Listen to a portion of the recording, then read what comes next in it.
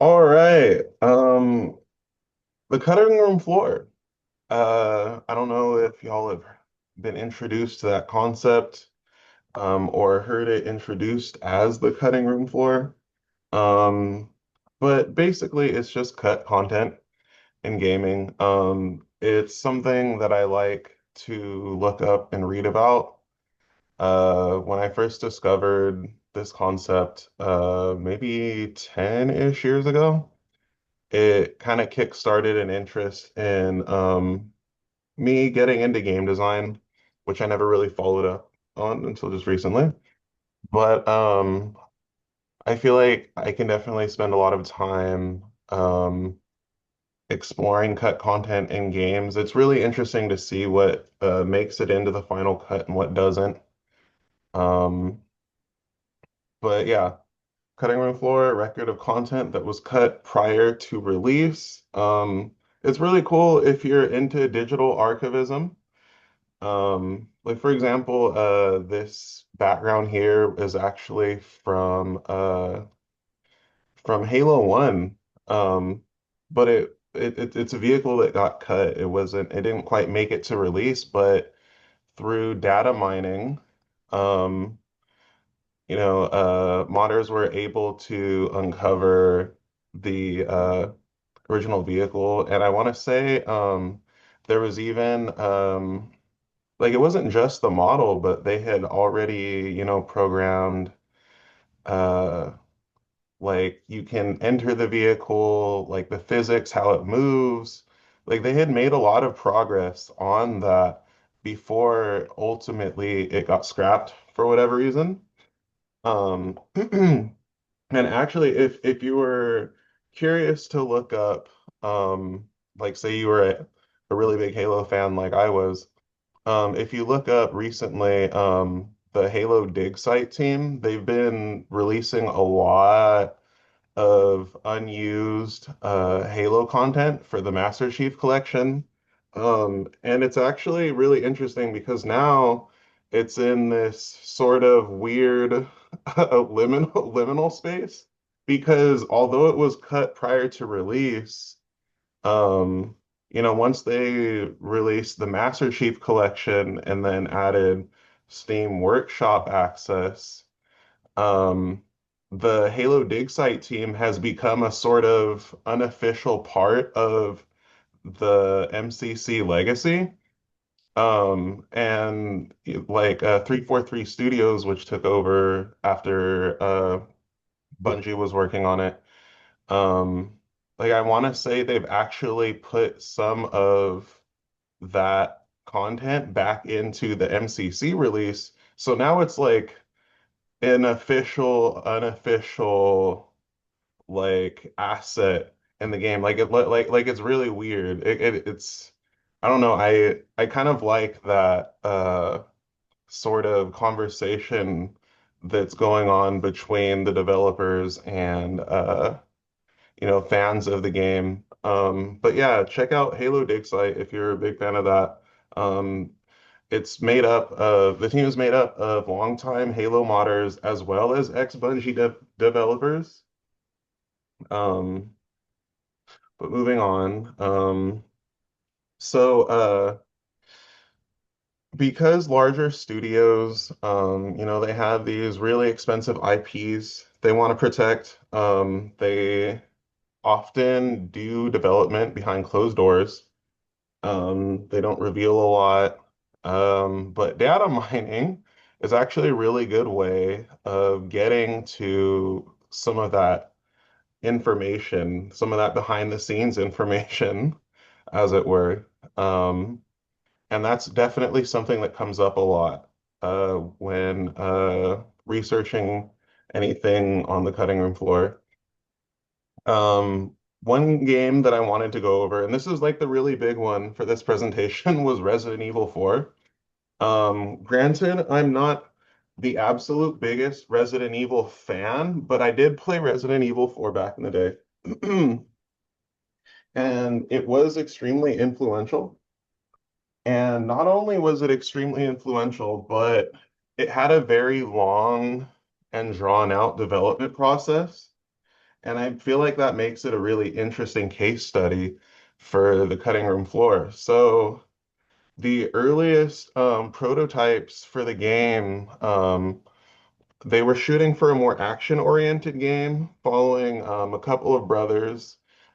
Tony Redgrave would have been the protagonist, and he would have had a brother, Paul Redgrave, I want to say.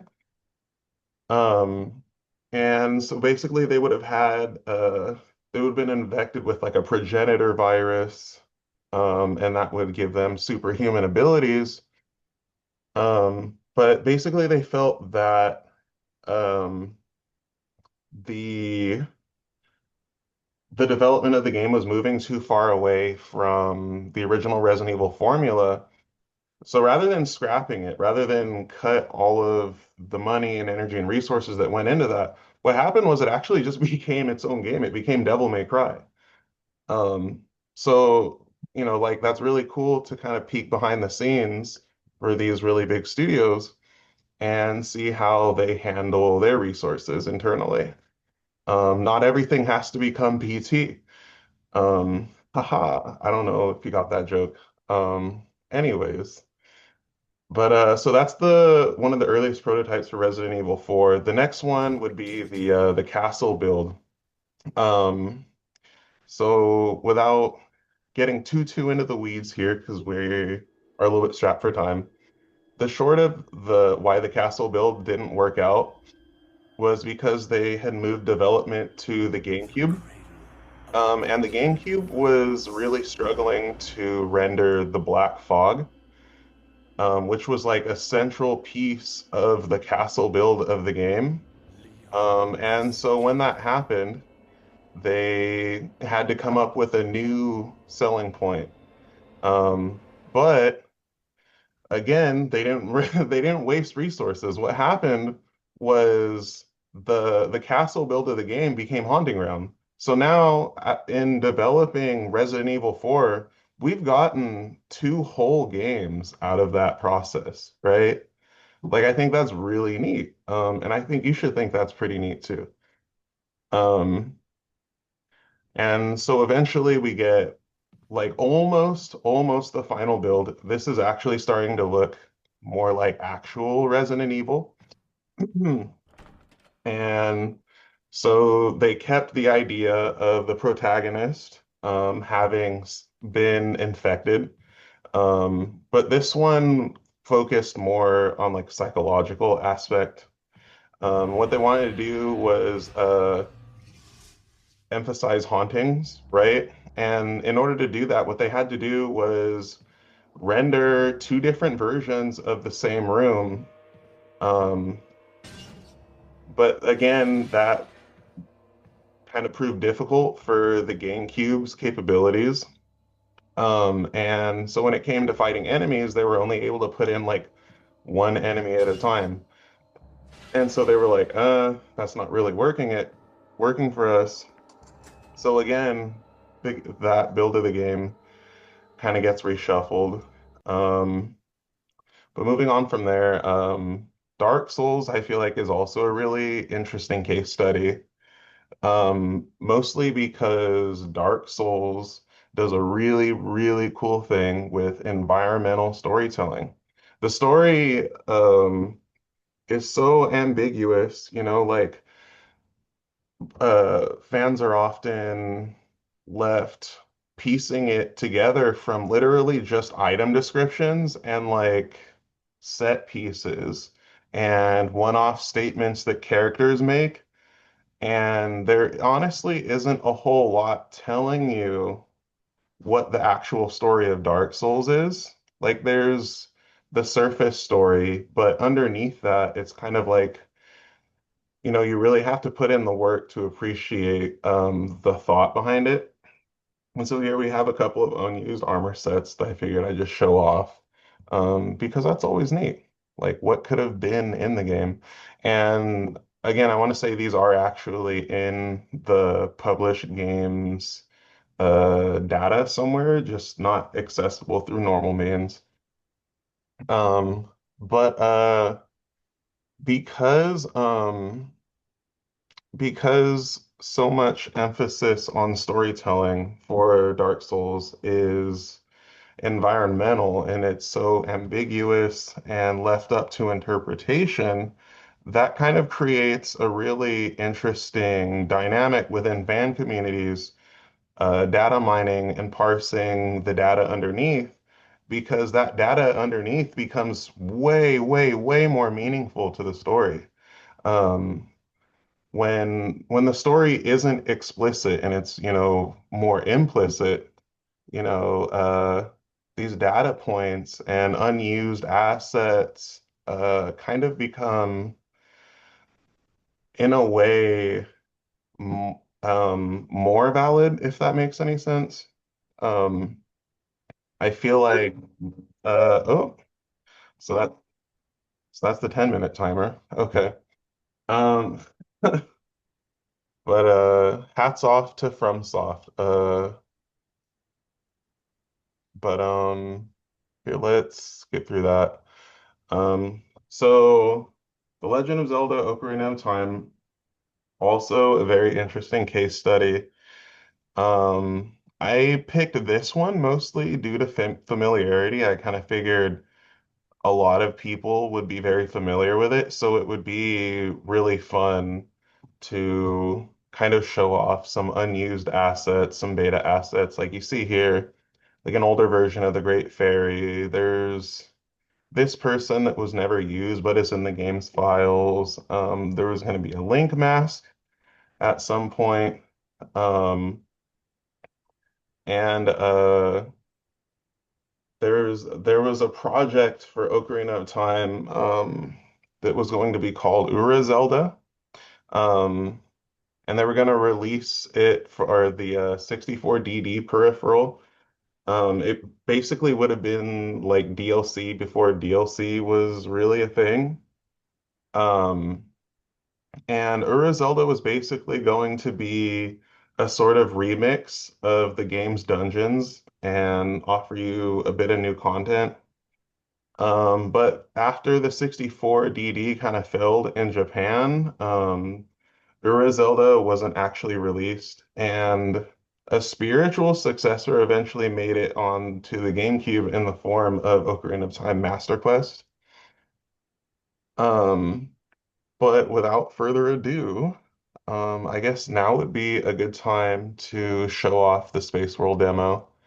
Um, and I'll just put some of those links there for a bit. This is where I got a lot of my info and also where I spend a lot of time looking. Like these are some excellent YouTubers here if y'all want to follow them. Um, You can respond to your initial post with those links. I think that'd be helpful. oh yeah, absolutely. Here, let me pull up the Space World demo again.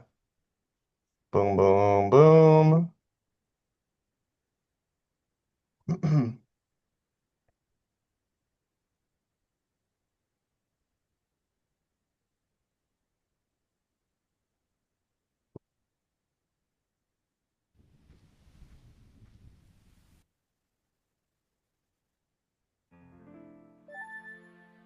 And so if you were in here earlier, you would have seen me playing this. Um, but I chose specifically to show off a version of Kakariko Village, or not Kakariko Village, Kokiri Village. Um, actually, let's just introduce what this is first. So this is a demo or a fan recreation of the Space World 97 demo. Um, in Space World, that's a Nintendo event. I don't know if it's still going, but think E3, but put on specifically by Nintendo. Um, and the fan recreation was made by basically just extensive research. Some of it was data mining, some of it was due to leaks of internal data also. There was like a Giga leak in 2018 and 2020. Um, and so they used that old screenshots and tried to put it together. a faithful recreation of what that demo would have looked like. And this is kind of like basically Kokiri Village with an older layout. So like here you can see these guys here, which you normally only see out once you get into the forest area. Um, and having enemies here as opposed to um, no enemies in the final game definitely gives the place a way different feeling. Honestly, to me, it feels closer to one of the more classic Zelda overworlds from when it was 2D. Like this is what that layout makes me think of more. They also added like some older features that got cut. So like if I zoom in, right, I can uh I can just jump. Like normally you can do the backflip, um, but you can't do like an intentional forward jump. Like that's just not in the main game. There's also this running sword swing where you don't have to stop, which is really neat. I kind of like that, but it is a little bit clunky. Um, I can definitely see why they may have cut it. I think it definitely would have made certain enemies a bit easy to cheese. Like, just run circles around them and just cut. And, I think the whole attack combo that stops you in your tracks actually makes the combat a bit more engaging because you're technically vulnerable while you're swinging. Whereas if you're running and you pull off that swing, again, you could just sort of cheese enemies. They also had these medallions, right? Which you do have in the main game, but in the main game, they're listed over here. Like they're not items, they're kind of just something that looks neat. You show off how far you are in the game and basically your achievements. But in the original game, there were like these other medallions.